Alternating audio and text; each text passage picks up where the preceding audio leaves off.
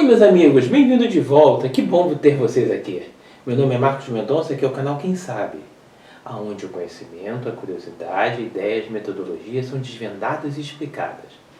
Hoje vamos falar de algumas curiosidades do mundo grego. Você lembra da expressão eureka?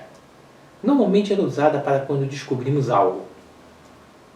Vamos falar de Arquimedes e como ele descobriu que o rei estava sendo roubado. Você já reparou que quando você entra em uma banheira ou em uma piscina totalmente cheia, a água transborda? Como você viu, no experimento com camadas de líquidos, alguns objetos afundam e deslocam a água para onde forem imersos. Pense em um elefante caindo numa piscina. A quantidade de água que transborda é proporcional ao volume dele. Para entendermos por quê, precisamos do conceito do empuxo e impulsão. A descoberta desse princípio foi feita por um grande sábio em uma situação muito engraçada. Foi assim como conta a lenda. Era uma vez um rei e um sábio. O rei se chamava Hierão e o sábio Arquimedes.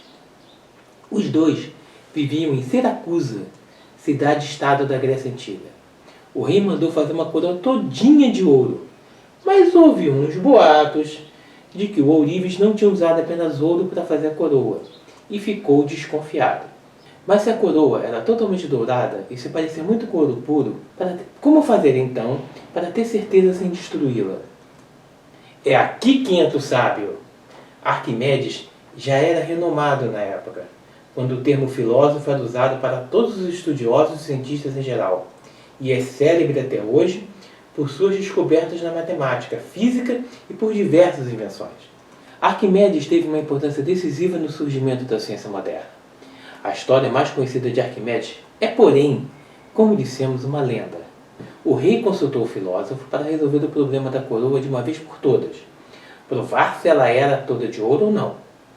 Estava o sábio grego, um belo dia, a tomar banho numa banheira, entretido com essa questão. De repente, ele teve um vislumbre da solução e saiu correndo nu pelas ruas da cidade, gritando: Eureka! Eureka! Que em grego quer dizer descobrir, descobrir. O que ele descobriu foi o que hoje chamamos de princípio de Arquimedes, que se baseia no empuxo ou impulsão.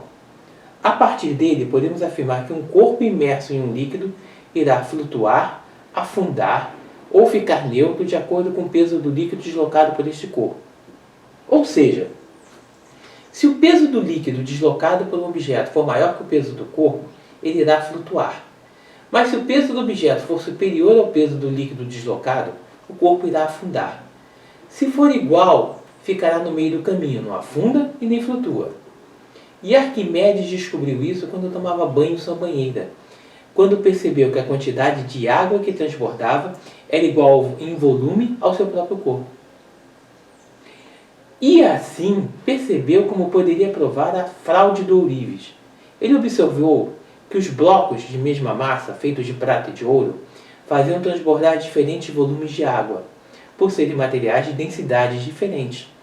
Os blocos não tinham o mesmo tamanho. Ele mergulhou numa bacia cheia de água um bloco de ouro, de massa igual ao da coroa, e mediu o volume da água que transbordou. Fez a mesma coisa com um bloco de prata. O volume da água que transbordou quando mergulhou o bloco de ouro era menor que o volume de água quando mergulhou o bloco de prata. Repetiu a experiência com a coroa e verificou que o volume de água que transbordou era maior que o de bloco de ouro e menor que o de bloco de prata. Concluiu que a coroa não era feita de ouro puro e que o ourives a tinha feito misturando os metais.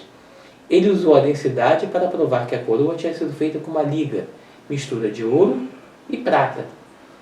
O rei não deve ter ficado lá muito satisfeito com esse ourives, né? Sabia que um dos maiores pensadores gregos foi envenenado? Sim, envenenado. Sócrates foi um dos maiores pensadores do período clássico da Grécia Antiga, acusado de corromper a juventude com a sua filosofia e introduzir novas entidades divinas, negando os deuses da pátria. Foi condenado à morte por suas atividades. As acusações que lhe foram impostas encobriam profundos ressentimentos dos poderosos da época. Anito, por exemplo, O mais importante dos acusadores desejava se vingar-se do filósofo, pois este o havia recriminado publicamente por não querer a educação do filho.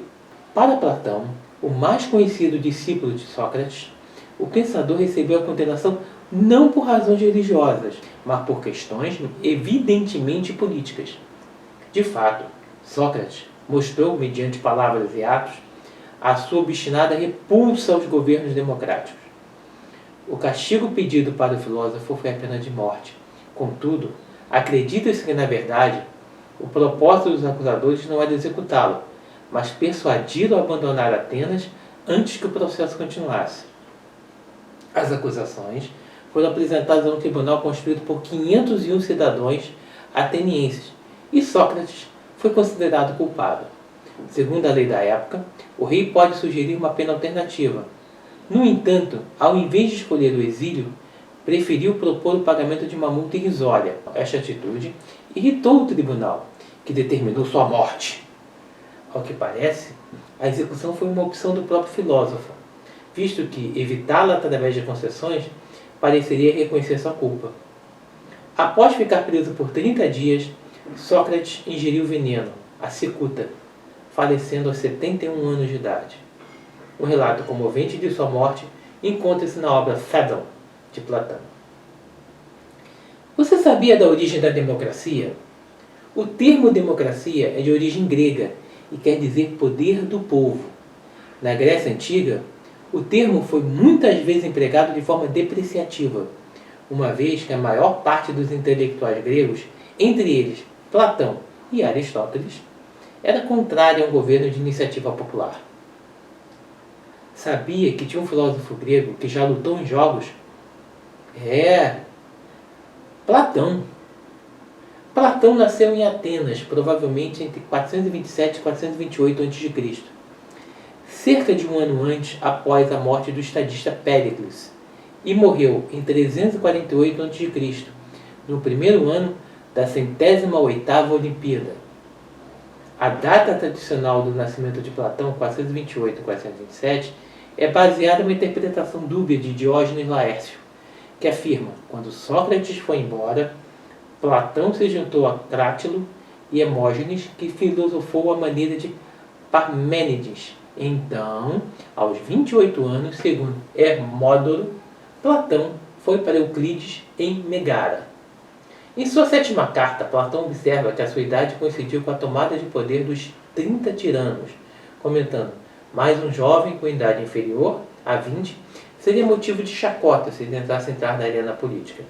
Assim, a data de nascimento de Platão seria 424 e 423. De acordo com Diógenes Laércio, o filósofo foi nomeado Aristócles como seu avô, mas seu treinador de luta, Aristão de Argos, o apelidou de Platão, que significa grande, por conta de sua figura robusta. De acordo com as fontes mencionadas por Diógenes, todas datam do período alexandrino, Platão derivou seu nome a partir da amplitude de sua eloquência, ou então, porque possuía a fronte larga.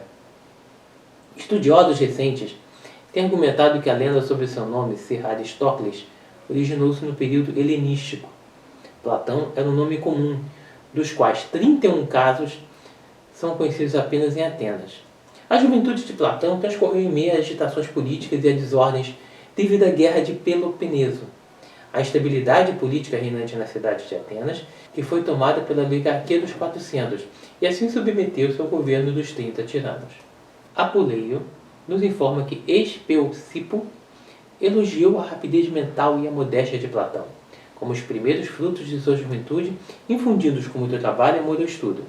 Platão deve ter sido instruído em gramática, música e ginástica pelos professores mais ilustres do seu tempo. Diciarco foi mais longe a ponto de dizer que Platão lutou nos jogos istímicos.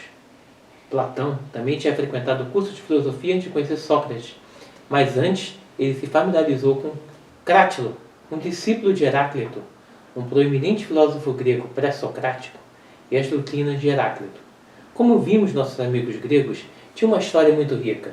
Lá foi o berço da cultura, de vários teoremas, de várias ideias e conhecimentos que mudaram a humanidade e por todos os séculos chegaram até nós e continuam sendo verdade, pois conhecimento é sem tempo. O conhecimento é eterno. Espero que tenham gostado desse passeio pela Grécia Antiga. O canal quer tornar o conhecimento não apenas eterno, mas para todos. Fiquem com Deus e até a próxima. Tchau!